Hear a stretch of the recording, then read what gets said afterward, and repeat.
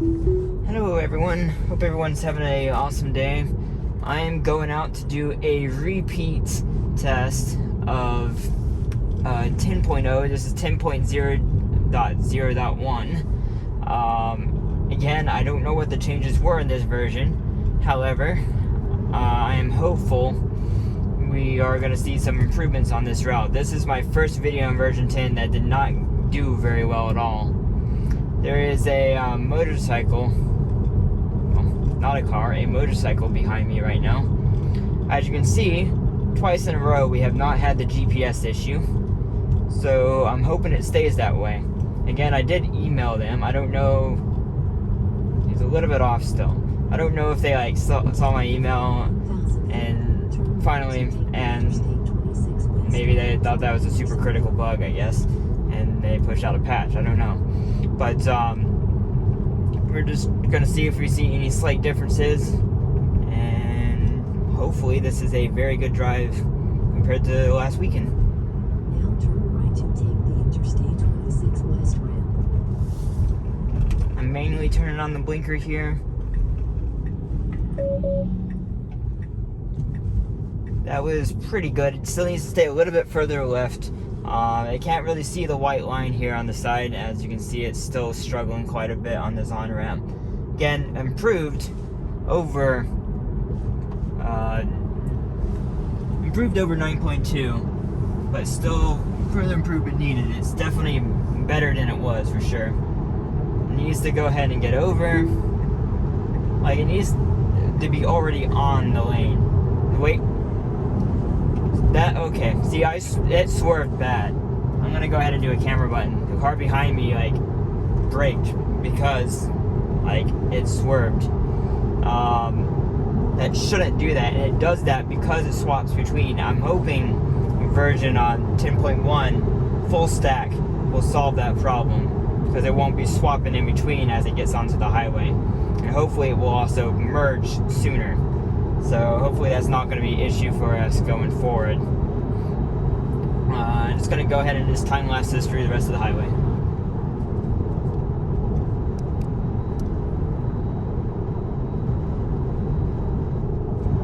Okay, so the reason I pressed the camera button there is because it saw those orange flags as blinking yellow lights and tried to slow down for it on the highway. It's done it the last few versions. It's done that. See, it's doing it again right here. Though we are slowing down on the speed limit right here. It shouldn't read orange flags as blinking lights. It also will slow down for this blinking light right here when trucks are going too fast. And it should not be doing that.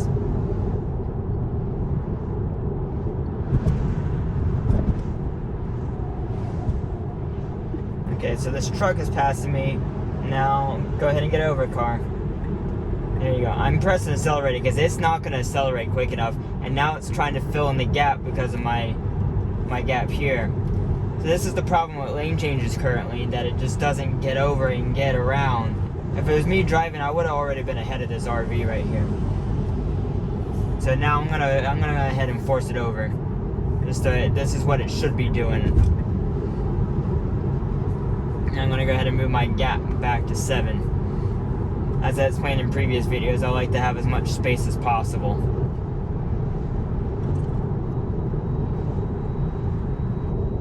I need to slow down right here.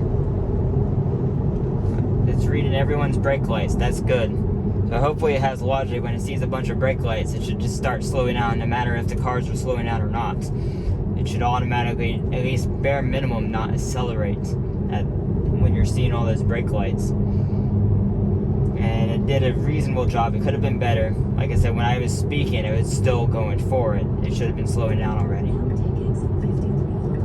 Of course, we're getting off here. Smooth as could be. Very pleasant.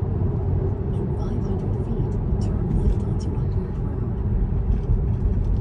Again, it's just not using blinkers. Again, most humans don't use a blinker. As you can see, that car didn't either. That being said, it really should. Just go ahead and turn it on, and it should be on in this lane. As you can see, only the car that white car to my right, that's the only car using a blinker. until of course they go through the intersection.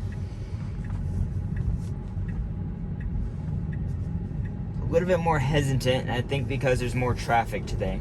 I mean, I am going about in a couple hours after when I did last weekend. So this line, I didn't look at it going forward, but those lines look like they're more confident on where the line is in the road, even though the line, but based on it's not actually painted on the road, so that's good. I'm gonna go ahead. So I'm gonna go ahead and get in the right lane, and I'm gonna make it get back over in the left lane when, of course, this car gets out in front of me. When it gets near the light at the front, light at the intersection, we need to get over again and see what the car does routing wise. See if it fixed that problem. Okay, so it's going around this car because, hey, you're going too slow. And of course, there's a light coming up. It should already see it and slow down, but it's still speeding up. It should have seen it from the wide angle camera that there was a red light and not continue to speed up. What I'm afraid is going to happen, the next intersection, you can see the building up ahead. It's going to change to the right lane, and it should not do that. It should just stay in this lane. And if it does do it, I will let it do it, and I'll explain why, because we're going to have a disengagement most likely if it does. Good chance. Should slow down already for these red lights up here. See, that's what it's going to do. It's trying to change lanes. I'm just going to... It's not... Okay, because it messed up. The car right there, it thought it was in this lane and decided not to change lanes because it thought it was there. So what's going to happen, these motorcyclists here are very likely not from this area. As you can see, I'm also on the line. And so I can't believe it's doing it. Again, I should cancel this. I'm going to show you why. See how these motorcycles are all merging in? They're not from this area, so they don't know this is here. This red car is actually going into CVS right here. See, if that red car wasn't there, I would have gotten in the way of that car. See what's happening? It's just not getting over. And this is what I'm going to keep on doing, this camera button, because it just needs to stay in the left lane, because it adds unnecessary risk to the drive pattern. It's just unnecessary. Lane changes add risk, add safety issues. That is objectively adds additional risk. When you have to make lane changes around extra traffic, objectively there's more risk to it. And again, went over the yellow line there, and another camera button, because again, it went over the yellow line onto in front of an oncoming car. Shouldn't do that.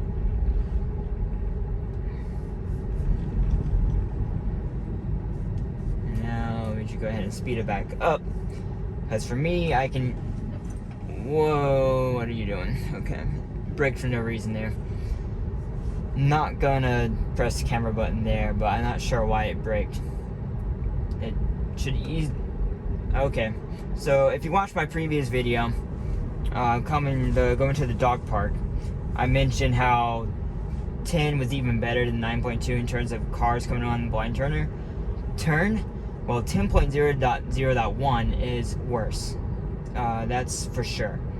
It's braked several times already for cars coming around blind corners thinking it was in my lane, and that's a problem. Now, that could be due to camera calibration. That's possible. It's debatable, but unless I have massive issues again, I'm probably not gonna do the camera calibration. Okay, so it's leaving way too much from, like, this is accurate. This is leaving a hole, like, as if there's a car between us.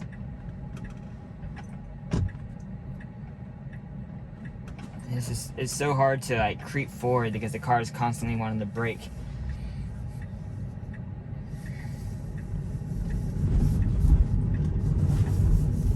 Yeah, see, everything seems a little bit less smooth on this version. Again, I wish they gave us change logs, because it could be the sun, because it's 2 hours different in time frame. The sun is at a different angle, and that could be causing it to see the shadows differently, causing it to have more phantom breaks. That very well could be why. Fortunately, I am a couple hours later, so that will play a big role in terms of how accurate everything is. Ooh, that... I don't know what it's doing. This is...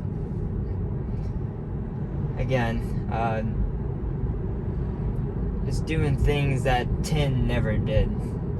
10 was... It would just never jerk like that. I don't know if it's just because of the time of day or what, but again, I had a lot more confidence with version 10 than I had so far with 10.0.0.1. Now this is going to respond very differently, because one, it's not a green light. Two, there's a car in front of me. So it's very likely going to know the turn right here. You can already see it starting to want to turn on the tentacle there. And it's going slow, so I don't see why it's... Yeah, it made it great. Hands right here. That's perfect turn at a slow speed. Again, it's not navigating where I want it to go. I need to actually see if I can make it go right here. But I believe that was a zero disengagement drive. That being said, I'm starting to become more and more critical of how the car drives, and I'm just not... more and more I'm going to be, again, critical how it performs, because while this would have been incredible 6 months ago, it is... Let's see, I'm going to pull through here. It is 500 feet, still room for improvement, and that's what I'm looking for. I'm never going to be satisfied until I can fall asleep in this car and it can bring me to my destination across the country. That's when I'm going to be satisfied. And so it's always going to have room for improvement. So I'm always going to be critical of it. I will always explain when I'm super satisfied with it, but we're never going to get complacent until it is officially out of beta and it is a true robotaxi. It is not currently that, and we're always going to be critical of it. Thanks for everyone for watching, and I'll see you on the next one. Bye.